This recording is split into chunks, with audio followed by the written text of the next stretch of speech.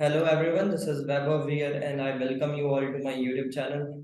And yes, आज फिर से वेव ऑप्टिक्स के एक इजी सवाल के साथ आए हैं। एक ऐसा सवाल जो कि आपको एग्जामिनेशन में जरूर फिनिश करके आना चाहिए और पूरे मार्क्स इस सवाल में आपके आ सकते हैं। एक ऐसा सवाल है, तो अपन अभी सवाल देखेंगे। सवाल देखने से पहले मुझे कहना है कि आपको थोड़े चैनल्स को और ज्यादा से ज्यादा शेयर करना होगा। जितना ज्यादा शेयर करोगे मुझे भी हेल्प होगी और बहुत अच्छे अच्छे कंसेप्ट के वीडियोस और बोल सकते हैं जिसमें हमें कंसेप्चुअल वे पे सवाल या फिर जिस कंसेप्ट पे आप लैग कर रहे हो सारे आपके डिमांड के हिसाब से या फिर मुझे लगता है जो इम्पोर्टेंट है वो सारे क्वेश्चंस आपको यहाँ पर मिलने वाले हैं आगे आने वाले चैनल पे। और जो कोर्सेज की बात थी तो कोर्सेज भी जरूर लॉन्च होगा, थोड़ा सा टाइम लगेगा। तो मेरा कुछ ऐसा प्लानिंग है कि जो टाइम गैप अभी इनके बीच में बच रहा है अभी, तो उस गैप पे हम कोशिश करते हैं कि मैकेनिक्स वाले पार्ट को डन करने की कोशिश करते हैं। डन तो हो नहीं पाएगा बट एक कंटिन्यू एक सीरीज बनाएंगे और उस सीरीज में हम क्या कोशिश करेंगे कि मैकेनिक्स के जितने भी इंपॉर्टेंट कंसेप्ट है जो कि ऐसे याद नहीं करना है कि हाँ यहाँ पर ये वाला लॉ लग जाता है यहाँ पर वो लग जाता है, बिल्कुल बेसिक से और बिल्कुल मस्त लेवल की मैकेनिक्स बिल्ड करेंगे अपन। एक प्लेलिस्ट बनाएंगे, यूट्यूब पे ही डन कर लेंगे उसको, उसमें कोई परेशानी नहीं है, यूट्यूब में ही हम उसको कवर कर लेंगे पूरे लास्ट तक। तो बस आपसे यही रिक्वेस्ट है कि अगर आपको ऐसी वीडियोस चाहिए, अगर आपको ये सब सीरीज चाहिए तो थोड़ा इसे शेयर करें, थोड़ा मुझे और हेल्प मिले तो फिर मुझे और कुछ करने का मन करे, सो जरूर से शेयर करें। तो अब अपन आते हैं क्वेश्चन के पार्ट पर। तो ये क्वेश्चन है हमारे पास, यंग्स डबल स्लिट एक्सपेरिमेंट है। दो मीडियम्स दिया गया, आप एक बार सवाल पढ़ लें। ये मीडियम की रिफ्रैक्टिव इंडेक्स भी बताई गई है, ये 5/3 और यहाँ पर 25/8। और यहाँ पर एक वेवलेंथ बताया गया है जो कि एयर के रिस्पेक्ट में, आपको ये चीज थोड़ा सा ध्यान रखना है। और फिर हमें यहाँ पर ये कुछ चार ऑप्शंस को चेक करने हैं जिसमें से आप देख सकते हो पहला ऑप्शन क्या है। पहला ऑप्शन हमें दिख रहा है कि किस तरह से फेज डिफरेंस कहाँ पर जीरो, मतलब पार्ट डिफरेंस कहाँ पर जीरो हो जाएगा ये देखना है। फिर इन दो पॉइंट पे हमें इंटेंसिटी देखना है और फिर लास्ट में मिनिमा का पॉइंट देखना है, वाई से मिनिमम डिस्टेंस पे कहाँ पर मिल रहा है। तो ये कुछ सवाल है। इसके सोल्यूशन वाले पार्ट पे अगर आए अपन तो सबसे पहले हमें देखना पड़ेगा कुछ ये, तो ऑप्टिकल पार्ट डिफरेंस आपको पता होना चाहिए क्या होता है। तो बहुत आपको ये सवाल देख के समझ में आ गया होगा कि मीडियम की रिफ्रैक्टिव इंडेक्स बता दी गई है और वेवलेंथ आपको एयर के रिस्पेक्ट में गिवन है, तो आपको जरूर यहाँ पर ऑप्टिकल पार्ट डिफरेंस का कंसेप्ट आना चाहिए। और ऑप्टिकल पार्ट डिफरेंस एक आप समझ सकते हो कि कभी भी वेव एक मीडियम से दूसरे मीडियम पे जाती है तो उसकी फेज चेंज नहीं होती है, और फेज चेंज नहीं होने के कारण बट पाथ लेंथ वो अलग अलग कवर करने वाला है उसी सेम टाइम पे दो अलग अलग मीडियम्स पे। तो इस वजह से हम क्या करते हैं कि एयर पे वो कितना सेम फेज के साथ तो चलेगा बट क्या डिस्टेंस कवर कर लेगा वो देखते हुए, बिकॉज वेवलेंथ अलग अलग हो जाएगी ना, तो डिस्टेंस अलग अलग कवर करेगा। तो इस चीज को अपन एक डिटेल वीडियोस में भी देखेंगे कभी। तो ऑप्टिकल पार्ट डिफरेंस आप याद कैसे किए होंगे कि रिफ्रैक्टिव इंडेक्स और डी को मल्टीप्लाई कर देते हैं, मतलब जो भी मीडियम इस मीडियम पे चल रहा है उसको अगर मैं उसके रिफ्रैक्टिव इंडेक्स से मल्टीप्लाई करूँ तो सेम वो एयर पे चलने वाला है, वो डिस्टेंस वो एयर पे चलने वाला है। ठीक है, तो अभी फिलहाल के लिए हम इसको याद करते हैं बट यस, ये बहुत ब्यूटीफुल बहुत आसान सा कंसेप्ट है और जरूर अपन इसको किसी वीडियो पे कवर करेंगे। तो यहाँ पर अगर हम देखें तो इस जगह पर जो भी पार्ट डिफरेंस आ रहा है पहला, तो इस जगह पर अगर देखो आप, तो यहाँ से अगर एक परपेंडिकुलर ड्रॉप कर रहे हैं तो परपेंडिकुलर ड्रॉप करने के कारण पार्ट डिफरेंस डेल्टा x1 कहा जा रहा है। और कौन लीड कर रहा है? ऊपर वाला रे। अगर फर्दर देखें मैं और ऊपर जाऊं तो यहाँ पर कौन लीड कर रहा है? नीचे वाला रे, बिकॉज यहाँ से परपेंडिकुलर ऐसा ड्रॉप होगा और ऐसे परपेंडिकुलर ड्रॉप होने के कारण नीचे वाला रे थोड़ा आगे है। तो यहाँ पर जो पार्ट डिफरेंस बनेगा वो होगा delta x1 minus delta x2। और अगर मैं नीचे वाले पॉइंट की बात करूं तो यहाँ से फिर आप एक परपेंडिकुलर ड्रॉप कर सकते हो ऐसा, और इस परपेंडिकुलर के कारण ये वाला जो लेंथ होगा ये डेल्टा x2 होगा और यहाँ पर ऊपर वाला रे ही फिर से लीड कर रहा है, तो delta x1 plus delta x2 का यहाँ पर पार्ट डिफरेंस बने। तो अगर मुझे चाहते हैं हम अगर ऐसा चाहते हैं कि पार्ट डिफरेंस जीरो बने, तो जितना यहाँ पर ये लीड किया है अगले पे अगर उतना ही लैग कर जाए तो हम बोल सकते हैं कि पार्ट डिफरेंस जीरो हो सकता है। तो वो किस केस में पॉसिबल है? वो जरूर ऊपर वाले केस में पॉसिबल है, बिकॉज अगर ये पहले केस में लीड कर रहा है तो सेकंड केस में उसे लैग करना पड़ेगा। तो वो इसी केस में पॉसिबल है, मतलब ये वाला डेल्टा x2 आपका क्या हो जाना चाहिए? डेल्टा x1 के इक्वल हो जाना चाहिए। तो यहाँ पर कहीं मैं बोल सकता हूँ कि आपकी डेल्टा एक्स की वैल्यू 0 आना पॉसिबल है। ठीक है, तो इसके कैलकुलेशन वाले पार्ट पे आते हैं। अगर इसके यहाँ पर मेरा वो पॉइंट है और इसके हिसाब से मैंने यहाँ पर एक थीटा बना लिया और थीटा की वैल्यू लिख ली, इस एंगल को भी थीटा मान लिया, तो ये डेल्टा एक्स टू का हमारा लेंथ हो गया जो कि पार्ट डिफरेंस था, अभी हमने ड्रॉ किया जो पहले सीखे वहां पर। तो उस हिसाब से पहले वाले मीडियम पे जो पार्ट डिफरेंस आया है डेल्टा एक्स वन, उसको भी तो लिखना पड़ेगा। तो चलो सबसे पहले यहाँ पर डेल्टा एक्स वन कैलकुलेट कर लेते हैं। तो डेल्टा एक्स वन के बारे में अगर मैं देखूँ तो यहाँ से मैंने परपेंडिकुलर ड्रॉप किया, ये 30 हो गया, तो ये 90, तो ये 30 हो गया। और अगर आप देखें तो ये वाला लेंथ डी है, तो अगर मैं यहाँ पर डी साइन 30 देखूं तो ये आपको डी साइन थीटा या फिर थीटा को आप 30 लिख लो, तो ये मुझे क्या मिलेगा, डेल्टा एक्स वन। ये मुझे डेल्टा एक्स वन के जैसा दिख रहा है। तो बट ये तो होता कब, जब वो सिर्फ एयर पे होता, तो बस यहाँ पर एयर होता तब ऐसा लगता है। बट यहाँ पर किस मीडियम पे दोनों चले, तो दोनों चले रिफ्रैक्टिव इंडेक्स म्यू के विच इज 5/3 वाले मीडियम पे चले। तो एक्चुअल ऑप्टिकल वाला जो पार्ट डिफरेंस आएगा वो आपका हो जाएगा 5/3 D sign 30, which can be written as 5/6 d, 5/6 d। अगर आप वैल्यूज देखें तो d की वैल्यू आपको गिवन है 0 पॉइंट, एक बार चेक करते हैं d की वैल्यूज क्या गिवन थी। d की वैल्यू आपको गिवन है 1.5 और लैम्डा की वैल्यू गिवन है 0.3। तो आप यहाँ से इजीली बोल सकते हैं कि d is 5 times of lambda, d is 5 times of lambda. यहाँ से अपन एक रिलेशन लिख लेते हैं, d इज 5 लैम्डा। और अगर d 5 लैम्डा है मतलब इनफाइनाइट पे path difference 5 lambda plus delta x one बन सकता है अगर नीचे देखें, बिकॉज यहाँ पर डी का ही पार्ट डिफरेंस आएगा। तो यहाँ पर एंगल जरूरी नहीं है कि छोटे हों, ठीक है, एंगल जो बनेंगे ये वाले एंगल्स वो छोटे हों जरूरी नहीं है। तो इस चीज को अपने को थोड़ा सा आइडिया लग जाना चाहिए कि डी की वैल्यू 5 लैम्डा आ रहा है, तो मतलब यहाँ पर हो सकता है कि जो एंगल है वो थोड़े बड़े आ जाए, बिकॉज 5 लैम्डा प्लस समथिंग का जो आपका पार्ट डिफरेंस वो इन्फिनिटी पे बन रहा है, तो 1 लैम्डा 2 लैम्डा 3 लैम्डा इन्फिनिटी के थोड़े नीचे ही बनेगा, तो ये वाला एलिवेशन एंगल जो है वो थोड़ा बड़ा हो सकता है। तो हमको थोड़ा केयरफुल हो जाना चाहिए इस चीज से कि हाँ यहाँ पर एंगल्स बड़े हो सकते हैं, तो हमें उसको कंसिडर करना पड़ेगा। तो ये मेरा पहला पार्ट डिफरेंस आ गया है 5/6 लैम्डा का।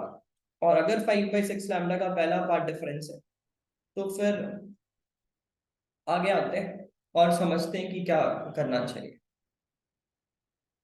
सो इस जगह पर अगर देखें और डी डी है सॉरी 5/6 डी, और डी के बदले मैंने क्या लिख लेना चाहिए 5 लैम्डा, तो ये बन सकता है 25/6 टाइम्स ऑफ लैम्डा का पार्ट डिफरेंस, ऐसा लिख लूंगा।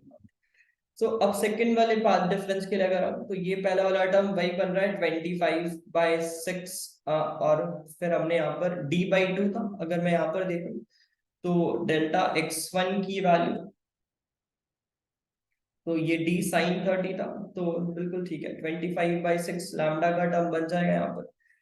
और फिर मुझे यहाँ पर माइनस करना है और इसके साथ देख लेना है कि दोनों का जो सम है वो जीरो चाहते हैं, और अगर जीरो चाहते हैं तो इसका मतलब क्या हो गया कि 25/6 लैम्डा जो कि ये वाला टर्म बन रहा है और डेल्टा x2 जो कि यहाँ पर बना है, इनका ओवरऑल रिजल्ट मुझे क्या चाहिए, इनका ओवरऑल रिजल्ट मुझे जीरो चाहिए। तो वो ऊपर वाले पॉइंट पे ही बनेगा, हमने पहले बात कर लिया है। तो ऊपर वाले पॉइंट पे पार्ट डिफरेंस क्या आएगा, इस एंगल को थीटा मान लिया एलिवेशन को, तो ये वाला एंगल थीटा लिखेंगे, और अगर से थीटा लिखेंगे तो delta x2 is D sine theta. But ये कहाँ होता, अगर यहाँ पर एयर होता तो, बट यहाँ पर है कुछ रिफ्रैक्टिव इंडेक्स जो कि 25/18 का है, तो हमने उससे मल्टीप्लाई किया, तो ये वाला सेकेंड पार्ट डिफरेंस आया डेल्टा x2, और ये हमने लिखा है डेल्टा x, और दोनों का सम हमें जीरो चाहिए, तो दोनों आपस में इक्वल होने चाहिए। तो ठीक है, हमने यहाँ पर इस तरह से इक्वल किया, और इक्वल करने के बाद मुझे क्या दिख रहा है कि साइन थीटा 3/5 आ रहा है। तो जो हमने सोचा था वो यहाँ पर हुआ कि यहाँ पर साइन थीटा का जो एंगल है वो 3/5 विच इज 37 डिग्री, मतलब एंगल्स छोटे नहीं आ रहे, तो आपको टेन थीटा अलग से लिखना पड़ेगा, और टेन थीटा की वैल्यू हम 3/4 लिखेंगे विच इज y/d। ये y हो गया, ये d हो गया, और y/d इज 3/4, तो इस हिसाब से मुझे y की वैल्यू 0.75 मीटर्स मिल जाने वाली है। मतलब अगर अपन ऑप्शन देखें कि कहाँ पर सेंट्रल मैक्सिमा जीरो होगा, तो वो 0.75 मीटर, मतलब ऑप्शन ए को मैं यहाँ से करेक्ट बोल सकता हूँ, और ऑप्शन बी आपका गलत हो गया है। अब आ जाते हैं अपन ऑप्शन सी पे, जिसपे कि मुझे ओ पॉइंट पर इंटेंसिटी देखना है।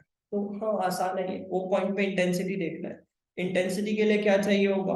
इंटेंसिटी के लिए इस जगह पर फेज डिफरेंस चाहिए होगा या फिर पाथ डिफरेंस चाहिए होगा। तो बिल्कुल इजीली निकाल सकते हैं, बिकॉज मुझे पता है कि लाइट रेज यहाँ से ऐसी आई है, और इसके बाद तो ये दोनों इक्वली डिस्टेंस चले यहाँ से और सेम मीडियम पे भी चल रहे हैं, तो कोई परेशानी ही नहीं है। तो जो यहाँ पर डेल्टा x1 बना था ओ पॉइंट पे भी path difference, delta x at O is delta x1 only, delta x1 है। और डेल्टा x1 की वैल्यू अपन 25/6 लैम्डा ऑलरेडी निकाल चुके हैं, तो यहाँ से मैं फेज डिफरेंस निकालूंगा 2 पाई/लैम्डा टाइम्स ऑफ डेल्टा x। और यहाँ से फेज डिफरेंस निकालने के बाद मैं इंटेंसिटी वाले रिजल्ट पे यूज कर लूंगा। इंटेंसिटी जब दो रेज मिल रहे हैं, आप चाहो तो 4I0 वाला रिजल्ट भी यूज कर लो, या फिर आप अगर स्टैंडर्ड के साथ जाना चाहते हो तो उसको भी यूज कर सकते हो यहाँ पर। तो मैं इसके साथ अगर जाऊं तो यहाँ पर cos फाइव की वैल्यू मुझे नीड होगी, और वो फाइव मैं यहाँ से ऊपर से निकाल सकता हूँ। तो ऐसा ही कुछ हमने किया है। तो यहाँ से जब हमने इस पार्ट डिफरेंस को निकाला, तो यहाँ से कुछ ये 25/3 आ गया, ये फेज डिफरेंस, जिसे अपन लिख सकते हैं 8 पाई प्लस पाई/3। So it can be written as cos पाई/3, और यहाँ से जीरो कैंसिल होते हुए ये रिजल्ट आ जा रहा है कुछ 3I0। सो यस, अगर ऐसा कुछ है तो ऑप्शंस अगर मैच करें तो मुझे हाँ बिल्कुल ऑप्शन नंबर सी भी सही दिख रहा है। तो A and C are the correct ones. अब बचता है ऑप्शन नंबर डी। तो डी के लिए मुझे देखना है कि ओ पॉइंट से ओ पॉइंट से मिनिमम कितने डिस्टेंस ऊपर या फिर नीचे, कहीं पे भी पॉसिबिलिटी हो सकती है जहां पर मुझे क्या मिल जाए, एक मिनिमा मिल जाए। तो 25/3 लैम्डा यहाँ पर फेज पार्ट डिफरेंस है, और अगर ऊपर पे लिखूंगा तो क्या लिखूंगा, 25/3 लैम्डा प्लस समथिंग और minus something, so minus delta x2। और यहाँ पर लिखूंगा तो मैं लिखूंगा 25/6 लैम्डा, ये 6 था I think, plus something which is delta x2। तो अपन चेक करते हैं कि कहां पर ये मुझे जल्दी मिलेगा। 25/6 जो होता है अराउंड ये 4.1 होता है अराउंड। तो अगर मैं प्लस करता हूं, अगर मैं प्लस करता हूं इसमें, तो प्लस करने पे मुझे 4.5 लैम्डा का जो पॉइंट है वो मिनिमा दिख रहा है, और अगर मैं माइनस करता हूं तो 3.5 लैम्डा का एक पॉइंट मुझे दिख रहा है। मतलब ऊपर वाले पॉइंट पे मुझे मिनिमम लैम्डा कहां पर मिलने वाला है, विच इज 3.5 लैम्डा पे, यहाँ पर कहीं होगा 3.5 लैम्डा का पॉइंट। और नीचे अगर देखें तो यहाँ पर 4.5 लैम्डा का एक पॉइंट होगा। तो इससे हमें यहाँ पर अभी फिलहाल चेक करना है। तो पहले मैं ऊपर वाले पॉइंट के लिए देख लिया, तो वहां पर 7/2 लैम्डा का फेज पार्ट डिफरेंस लिख रहा हूँ।